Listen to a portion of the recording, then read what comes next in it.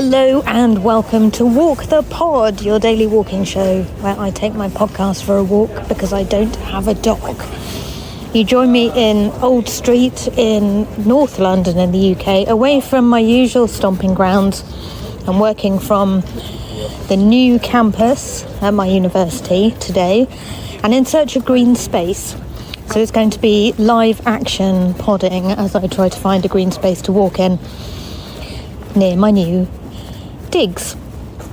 Well, not accommodation digs, work digs. You're very welcome along. This is the first episode of series 53, in which we're going to be talking about stillness. So quite apt that I am in search of a place to be still for this first episode. Welcome to Walk the Pod.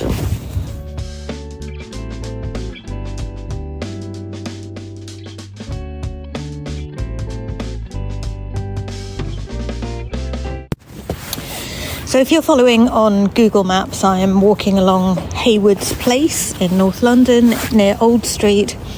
I have spotted a bit of green via Google Maps, and so I'm heading to St James's Clerkenwell, which is a church, which I hope has some green space for me to walk in outside, but I've only just clapped eyes on it, having walked down Haywards Place in search of it, so I honestly don't know whether this is going to be a little spot of green or just a locked gate that I can't actually access.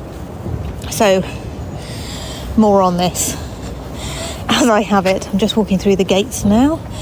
Actually, this is accessible. I can walk in through the gate, and big old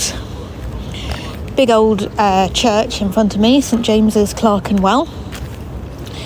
And some grounds which, I mean, they look green on the map. They're not that green because they're actually pretty muddy and the grass has been removed by an army of pigeons.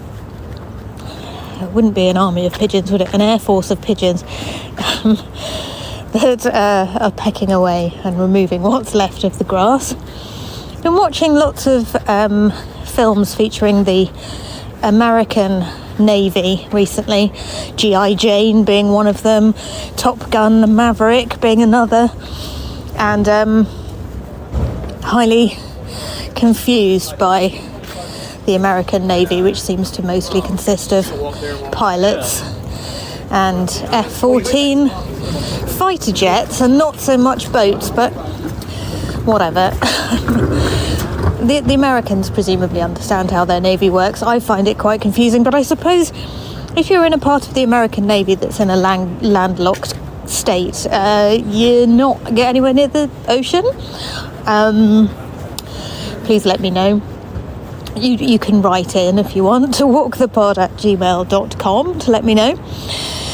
Anyway, all of which is sort of roundabout way of introducing the series, because I'm in search of a green space in which to be still in the middle of one of the busiest cities in the world. So very important to me to be still, and yet it's quite difficult to do so when I'm working in central London.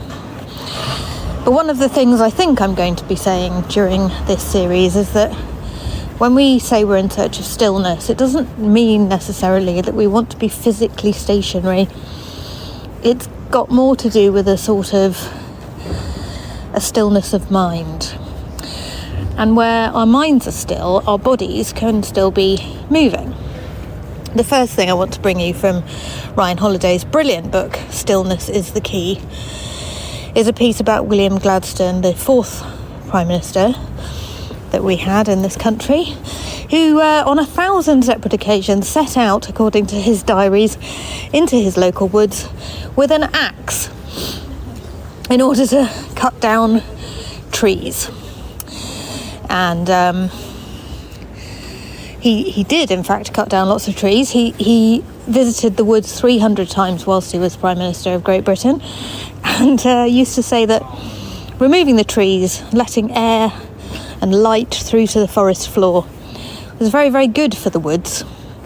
Removed rotten members of the wood constituency, a bit like how wonderful it is to remove rotten members of political parties and so on. That was Gladstone's little joke that he used to make to try to explain why he was taking trees out of the woods near his home. But the point Holiday is making in Stillness is the key with this story about Gladstone, is that Gladstone was using this tremendously powerful and active tree clearing as a way to be still. And whilst his body was moving and physically he was doing a lot, his mind was completely focused on the one challenge of cutting down a tree several times the size of him. It was a very tangible goal for him, whilst he was navigating some really intangible goals, which would have been international conflict and political shenanigans at home. And presumably all of that was tremendously messy, because I think trying to run a country generally is. And so he could focus his mind in a still way by paying close attention to what was in front of him, that being a tree that he was going to strike multiple times with an axe until the thing toppled to the ground. So that's the first thing I want to bring you about Stillness, this series. But as usual, I'm much more interested in what stillness means to you than giving you my own perspectives. So I've already put a call out on the Patreon community chat to say, what does stillness mean to you? And Dave in America has been on to say it has got to do with not just physical but actually mental stillness, and I think I completely agree with that. And Robin has been on from New Zealand to tell me about an amazing trip he took where the waters that he takes in his photographs are completely still, but then you get sound travelling over kilometres. He was interrupted by some ducks and worked out that the ducks were 2.5 kilometres away at the time. And that's the sort of thing that happens if you're in these huge canyons with not much happening in terms of people moving around, or boats, or cars, or bikes. So few people there that he had this experience of ducks throwing their voices multiple kilometres. And maybe that's why ducks make the noises they do. Maybe these sounds travel well over distance. Who knows? It's all very fascinating.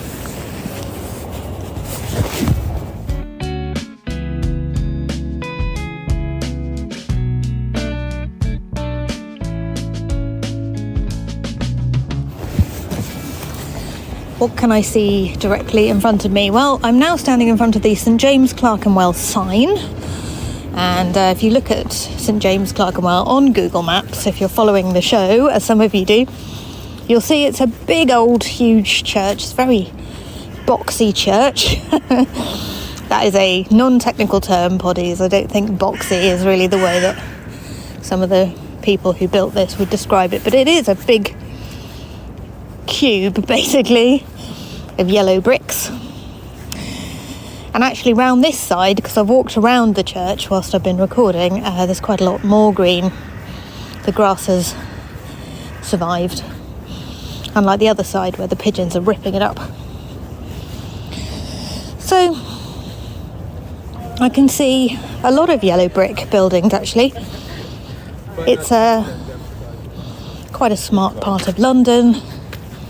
There are residential flats around. There are tiny little schools crammed into little buildings. As you walk along, you suddenly look to your left and realise, oh, there's another nursery or a school tucked behind some windows that don't seem to be part of a building big enough for a school. But when you're educating urban kids, I guess you cram your nurseries and schools into whatever buildings you can get hold of. What else can I see? Oh, there's a lovely park cafe here. Clerkenwell kiosk. Coffee. Probably probably get myself a coffee on the way back to the office from here in a minute. And various people sitting on benches. Somebody's wearing a hat with a strawberry on it, which is absolutely delightful and reminds me of the lols we had over the holidays, where somebody found a video which had a soundtrack on it of somebody saying, "Oh look, it's a strawberry," and then the voice track sort of breaks down over the next few iterations. "Oh look at the strawberry,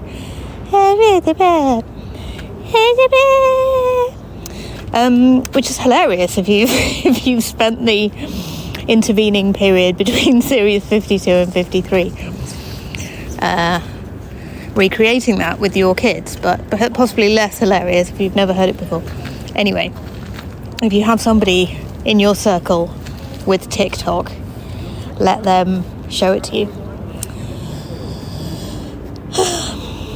The breathing isn't so good. I apologise for sounding breathless. This is not due to, well, not entirely due to lack of fitness. I mean, it is due to lack of fitness, but it's also because I have a treatment at the end of the month, which should hopefully make me sound a little bit more alive. But I have a chronic respiratory condition which needs sorting out, and hopefully towards the end of the month it will be sorted out. So thanks for bearing with, dear friends. And thanks for walking with me on this first episode of the new series. I'm very excited to bring you 10 episodes, so 9 every working day from here onwards.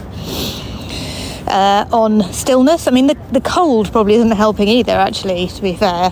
January episodes are a bit like, ugh.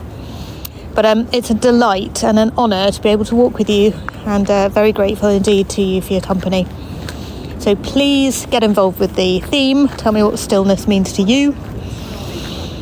We have a Facebook group which is over 200 members strong now, so look up Walk the Pod 10-minute walking on Facebook if you use that platform, and get involved with posting your own photos of your own walks.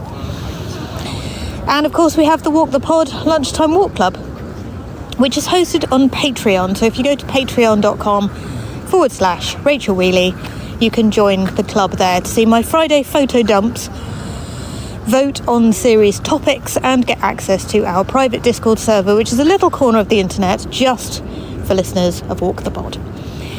Take care of your beautiful mind, yourselves and each other, and I'll be back with episode 2 tomorrow.